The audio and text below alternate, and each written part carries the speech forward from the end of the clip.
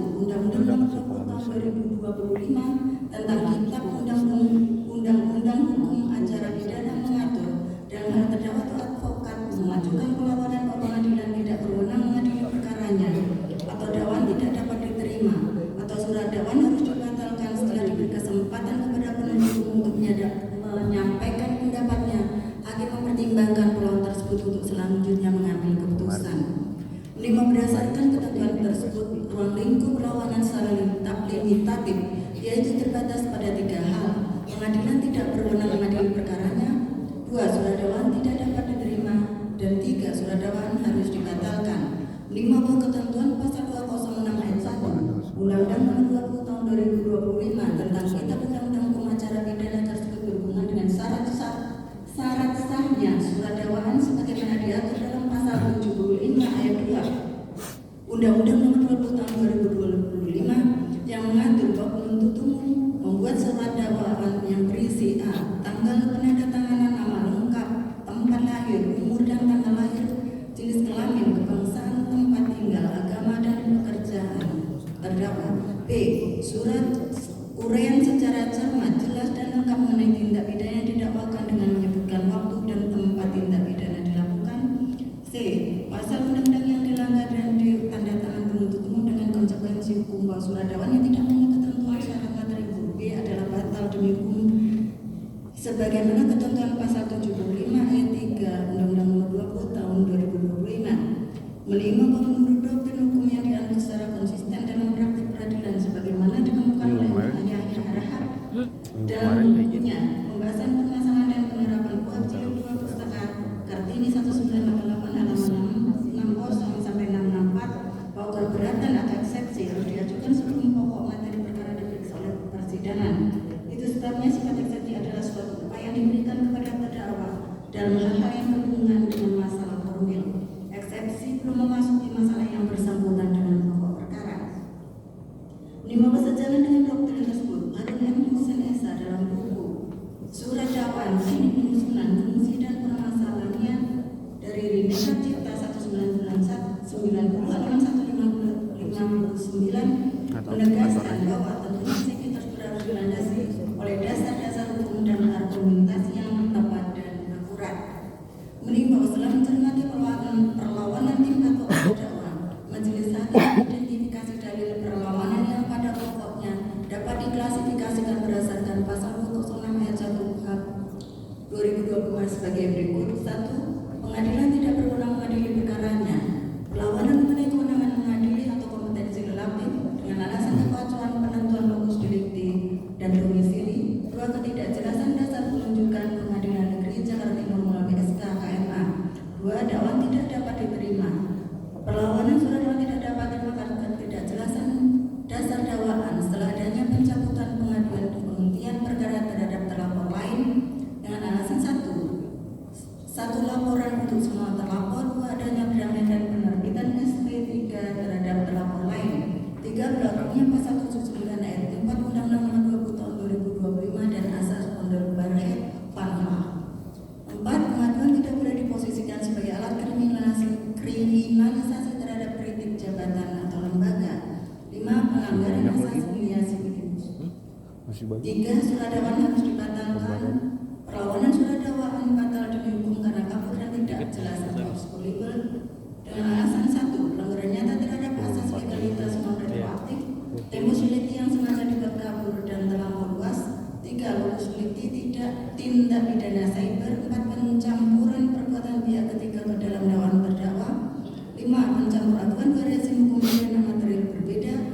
6. Cacat hukum akibat rekayasa prosedural dan ketiadaan hasil audit digital forensik cacat uraian unsur pasal 32 dan pasal 35 Undang-Undang ITE. 7. Pelanggaran terhadap hak imunitas hukum. 8. Dakwaan gagal mendatang kritik atau penilaian kepentingan hukum dari serangan kehormatan pribadi. Menimbang terhadap masing-masing dalil perlawanan tersebut, majelis hakim akan mempertimbangkan sebagai berikut. Pengadilan tidak berwenang mengadili perkaranya. 5. Bahwa dalil perlawanan mengenai kewenangan mengadili atau kompetensi relatif karena 1. Kekecuan penentuan lokus delikti dan domisili. 5. Bahwa atas dalil perlawanan tim advokat terdakwa, penuntut umum menyampaikan pendapat yang pada pokoknya Pencantuman Agnes Tower atau di Jakarta Pusat dalam surat dakwaan kedua pribadi adalah bentuk kecermatan penuntut umum dalam memaparkan aktus reus fisik awal atau tempat produksi konten. Namun karena dampak digital dari unggahan tidak bersifat ubiquitas terjadi di mana saja di seluruh ruang digital secara simultan, maka yurisdiksi relatif tidak berhenti hanya di wilayah Jakarta Pusat. Dalam hukum pidana modern, khususnya yang berkaitan dengan informasi dan transaksi elektronik serta penyebaran konten digital yang diatur dalam Undang-Undang Nomor 1 Tahun 2023, penentuan lokus delikti tunduk pada perluasan doktrin hukum peradilan 1 teori alat 2 teori akibat. Berdasarkan pasal 165 ayat 2 Undang-Undang Republik Indonesia Nomor 20 Tahun 2025 dan Kitab Undang-Undang Hukum Acara Pidana tentang Kitab Undang-Undang Hukum Acara Pidana atau pasal 84 ayat 2 kuhap lama mengenai kediaman sebagian besar saksi untuk menuju Pengadilan Negeri Jakarta Selatan.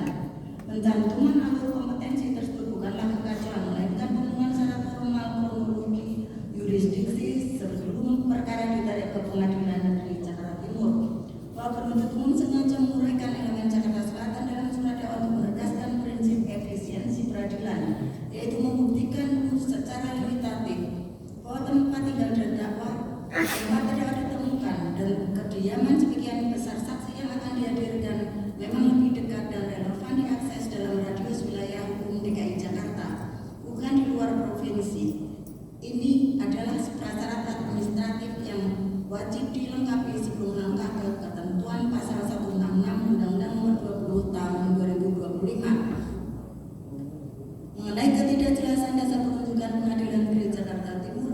Melalui surat keputusan Ketua Mahkamah Agung menimbang bahwa penunjukan Pengadilan Negeri Jakarta Timur bersandar penuh pada pasal 166 Undang-Undang Republik Indonesia Nomor 20 Tahun 2025 atau pasal 85 Undang-Undang 8 Tahun 81 yang memberikan mandat mutlak kepada Ketua Mahkamah Agung RI untuk mengalihkan yurisdiksi relatif atau pengadilan negeri ke pengadilan negeri lain demi alasan keamanan, ketertiban umum atau efisiensi peradilan.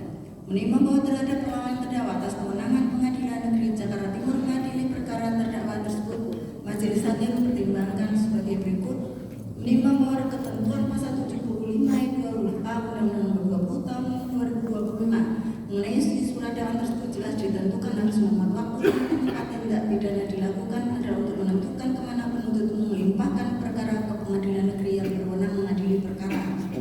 Menimbang bahwa kewenangan pengadilan negeri untuk memeriksa perkara pidana sebagaimana ditentukan dalam pasal 165 ayat 2 kuhap dihubungkan dengan ketentuan pasal 75 ayat 2 huruf A Undang-Undang Nomor 25 Tahun 2025 tentang kuhap mengenai surat dakwaan tidak disyaratkan bahwa uraian Dewan Penuntut Umum menguraikan secara konkret terinci limitatif mengenai alasan mengapa tempat tinggal terdakwa, kediaman terakhir atau tempat terdakwa ditemukan atau ditahan, atau tempat kediaman sebagian besar saksi lebih relevan atau lebih dekat dibanding pengadilan negeri tempat tindak pidana dilakukan terjadi. Dan dalam uraian dakwaannya penuntut umum telah menguraikan lokus dan tempus delicti perbuatan terdakwa. Menimbang bahwa dalam perkara ini Ketua Mahkamah Agung telah mengeluarkan surat keputusan nomor 114 garing KMA garing SA.HK2.2 garing 6 Romawi garing 2026 tanggal 22 Juni 2026 tentang penunjukan Pengadilan Negeri Jakarta Timur untuk memeriksa dan memutus perkara pidana atas nama terdakwa Dr. KRMT Roy Suryo Noto Diprojo dan kawan-kawan yang dikirimkan oleh Panitera Muda Pidana Khusus Mahkamah Agung kepada Ketua Pengadilan Negeri Jakarta Timur dengan surat pengantar nomor 2530 garing TU garing 114 garing KMA garing SK.HK2.2 garing 6 Romawi garing 2026 tanggal 22 Juni 2026